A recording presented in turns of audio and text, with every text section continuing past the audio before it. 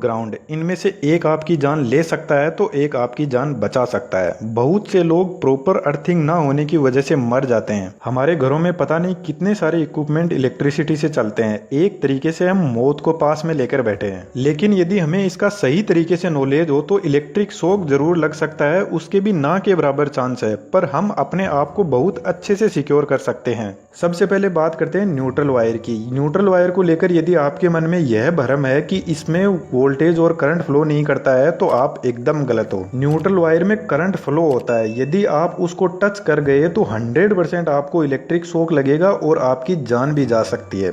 कैसे? यह electric socket है, इसमें 3 पिन है। यह जो नीचे के दोनों पिन है, इनमें एक में फेज वायर का कनेक्शन रहता है और दूसरे में न्यूट्रल वायर का कनेक्शन रहता है। अभी यह जो फेज है इसके पास में 240 वोल्ट की सप्लाई है, पर यह अकेला काम नहीं कर सकता, इसलिए इसको जरूरत पड़ती है न्यूट्रल वायर की। तो जब हम कोई भी डिवाइस इस सॉकेट में लगाते हैं तो यह जो न्यूट्रल वायर है यह इस फेज वायर को रिटर्न पाथ प्रोवाइड करवाता है, और जैसे ही हम कोई डिवाइस कनेक्ट कर देते हैं तो इस न्यूट्रल वायर में उतना ही करंट फ्लो होने लग जाता है जितना फेज वायर में फ्लो होता है। अब इस कंडीशन में आप न्यूट्रल को टच करो या फेज को टच करो, आपको इलेक्ट्रिक शॉक लगेगा ही लगेगा।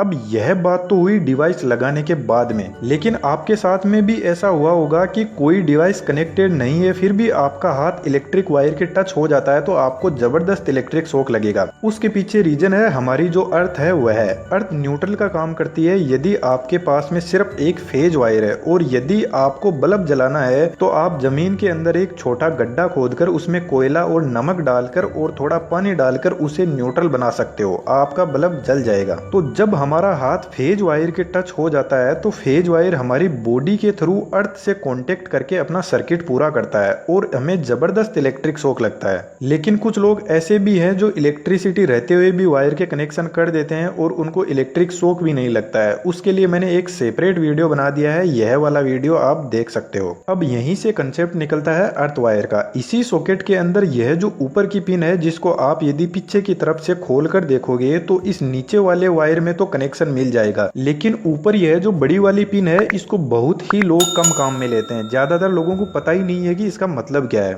और यह पिन होती है अर्थ वायर के लिए। जनरली इस अर्थ वायर में बिल्कुल भी करंट फ्लो नहीं करता है। यह हमारी सेफ्टी के लिए होता है ताकि हमें कोई इलेक्ट्रिक शॉक ना लगे। जो 3 पिन डिवाइस होती है, जैसे फ्रिज के एग्जांपल से समझते हैं, न्यूट्रल और अर्थ से तो हमारा फ्रिज काम करना शुरू कर देगा, लेकिन बाई चांस कभी न्यूट्रल या फेज वायर फ्रिज की बॉडी से यदि टच हो गया तो पूरे फ्रिज में करंट फ्लो होने लग जाएगा और जैसे ही हम फ्रिज को हाथ लगाएंगे तो हमें जबरदस्त इलेक्ट्रिक शॉक लगेगा। तो इस कंडीशन में जो फ्रिज की बॉडी है उससे एक थर्ड वायर निकाला जाता है और इस थर्ड वायर का कनेक्शन यह जो सॉकेट है इसके ऊपर वाले पिन में दिया जाता है, और इस ऊपर वाली पिन का कनेक्शन हमारे घर के बाहर एक गड्ढा खोदकर उसमें एक लोहे की रोड डालकर उससे कनेक्ट कर दिया जाता है। अब क्या होगा कि जो भी फ्रिज की बॉडी में एक्स्ट्रा करंट है वह इस अर्थ वायर के थ्रू पूरा का पूरा जमीन में चला जाएगा और आपको बिल्कुल भी इलेक्ट्रिक शॉक नहीं लगेगा। आप एकदम सेफ रहोगे। इस अर्थिंग वायर में सिर्फ और सिर्फ तभी करंट फ्लो होगा जब आपको कोई भी इक्विपमेंट की बॉडी में यदि करंट फ्लो हो रहा है तभी, अदरवाइज इसमें करंट 0 ही रहेगा। और इसी तरीके से पूरे घर में हर सॉकेट को अर्थिंग करके अपने आप को सेफ रखा जा सकता है। अब मैं आपको एक बात बताता हूँ, न्यूट्रल वायर में बिल्कुल भी करंट फ्लो नहीं होता है जब तक हम कोई डिवाइस न्यूट्रल और फेज के बीच में कनेक्ट नहीं करते। वोल्टेज और करंट सिर्फ और सिर्फ फेज वायर के पास में होता है। यह तो फेज वायर को सिर्फ और सिर्फ रिटर्न पाथ प्रोवाइड करवाता है सर्किट को पूरा करने के लिए, लेकिन जब सर्किट पूरा नहीं होता है तब भी इस न्यूट्रल वायर में करंट फ्लो हो सकता है। 100% श्योर नहीं है कि इसमें करंट फ्लो नहीं होगा, क्योंकि न्यूट्रल वायर 3 फेज कनेक्शन में 3 फेज को बैलेंस भी करता है। इस चीज को ग्राउंड वायर के कंसेप्ट से समझते हैं थोड़ा।